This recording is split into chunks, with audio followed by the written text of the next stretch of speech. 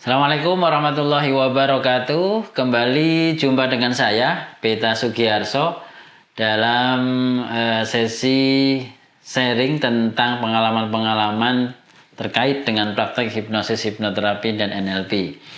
Teman-teman semuanya, kali ini saya berharap bisa berbagi tentang pengalaman saya mempraktekkan beberapa teknik dalam hipnosis dan NLP untuk klien, atau dalam hal ini lebih spesifiknya adalah teman saya yang saat itu bercerita ya tentang ketakutannya yang berlebihan terhadap ulat ya. Nah, pada saat itu memang secara nggak sengaja saya sama teman sedang ngobrol-ngobrol, ternyata dia cerita bahwa dia itu sangat terganggu dengan ulat ya. Jangankan dengan ulatnya, ketika saya cerita ulat saja, dia tubuhnya langsung merinding dan gatal-gatal. Nah, sampai dia pernah cerita ketika temannya menunjukkan ulat atau benda yang mirip seperti ulat, dia bisa lari ya, langsung lompat.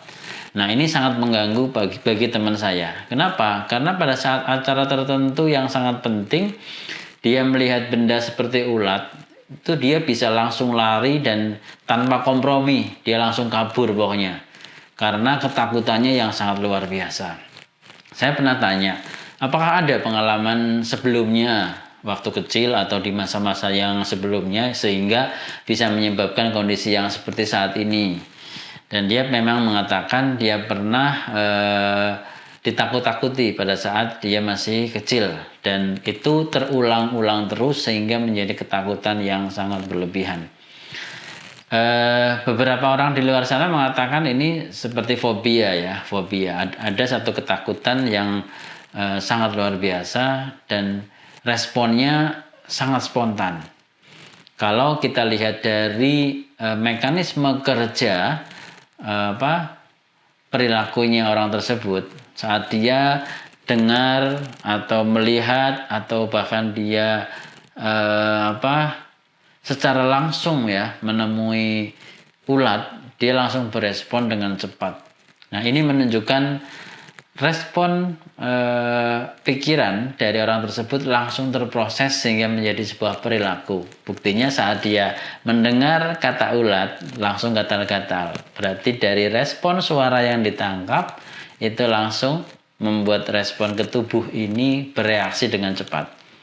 Apalagi ketika dia ditunjukkan benda yang mirip seperti ulat atau bahkan ulat sungguhan, responnya adalah langsung lari.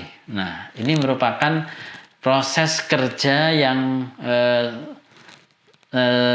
sangat cepat ya. Begitu dia melihat langsung lari gitu. Nah, ini kalau dilihat dari struktur kerja pikirannya sangat luar biasa, karena teman saya bisa menangkap informasi dengan cepat dan bisa meresponnya dengan cepat pula.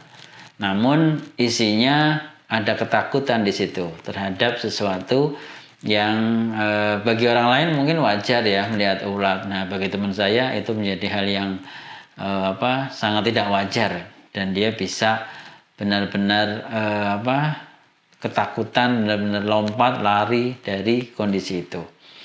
Pada saat itu saya bantu dia dengan beberapa teknik ya. Yang pertama saya lakukan hipnosis. Saya minta teman saya untuk duduk santai, rileks, dan saya minta untuk fokus pada setiap kalimat saya. Lalu saya minta dia untuk tutup mata dan rileks. Saat itu saya berikan sugesti di masa-masa sebelumnya, di masa dia kecil, dan diberi reedukasi ya, dijelaskan secara detail, dijelaskan ulang bahwa pada saat kecil wajar dia takut dengan ulat. Nah, sedangkan saat ini dia sudah dewasa sehingga dia sudah lebih berani untuk menghadapinya.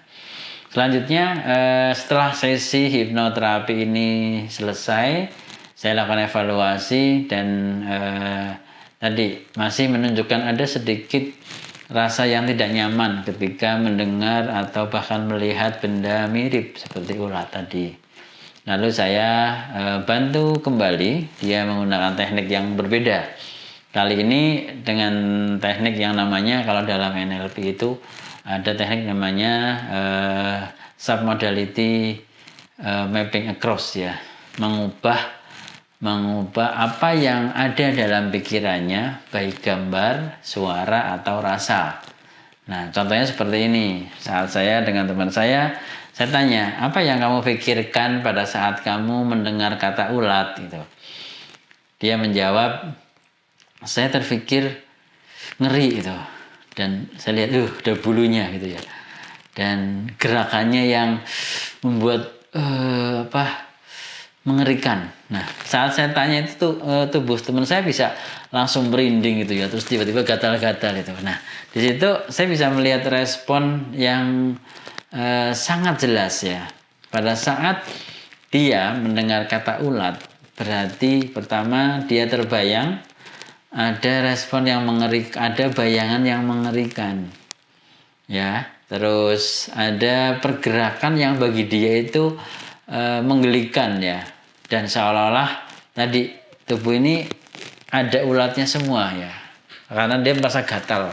Seolah ulat itu menempel di tubuhnya dia. Nah, lalu saya langsung saya sambung. Baik, kalau misalnya gini, apa yang kamu lihat tadi, ulat tadi ya, itu kamu lihat persis seperti apa ulatnya. Apakah ulatnya itu berwarna atau hitam putih gitu? Saya bilang seperti itu. Terus dia jawab ulatnya berwarna-warni gitu ya.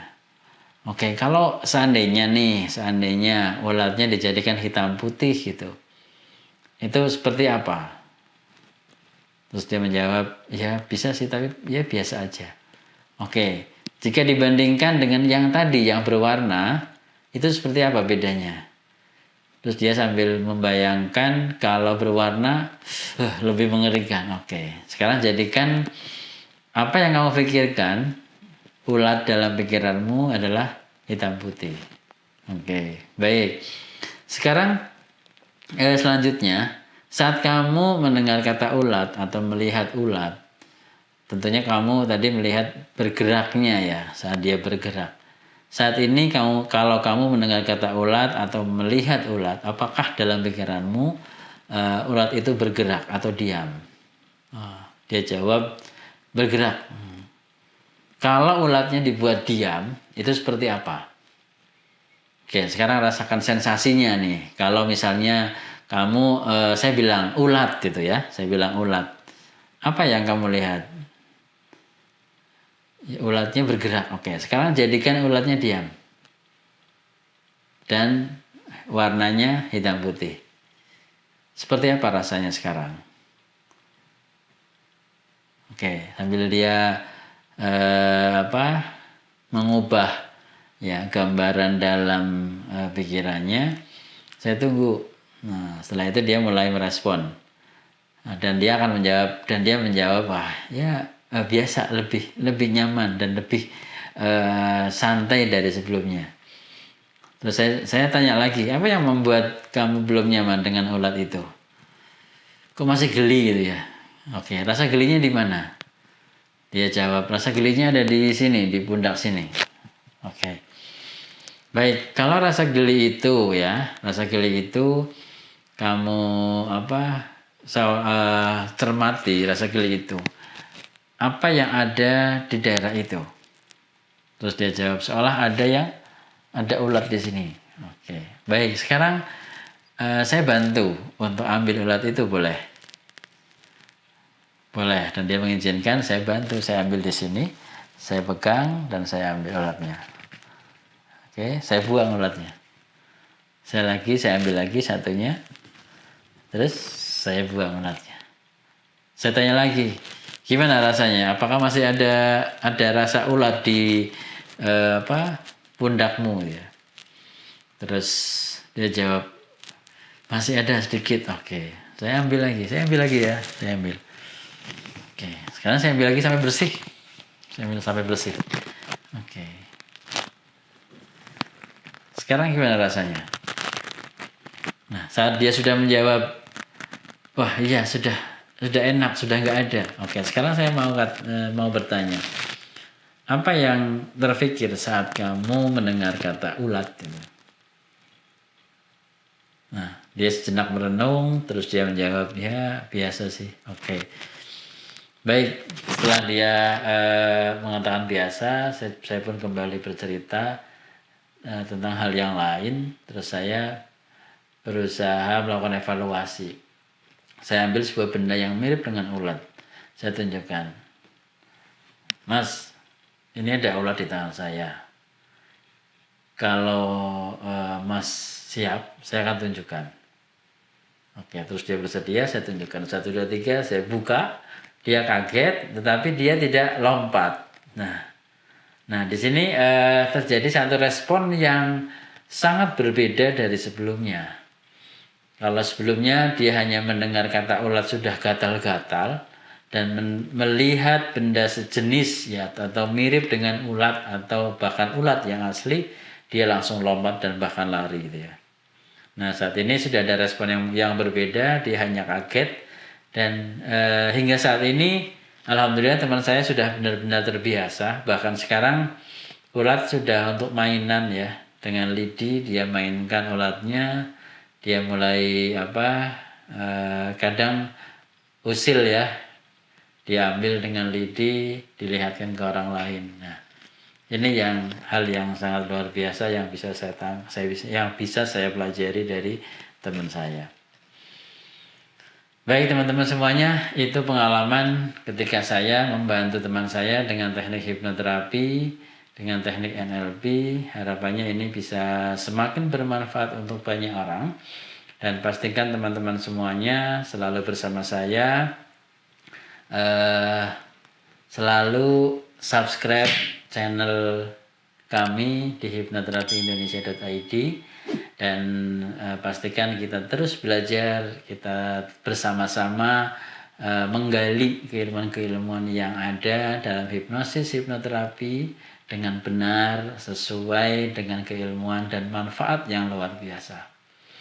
Baik teman-teman, ketemu lagi dengan saya di sesi yang selanjutnya dan pastikan teman-teman semuanya selalu luar biasa, semangat dan semakin hebat. Nah, demikian teman-teman. Assalamualaikum warahmatullahi wabarakatuh.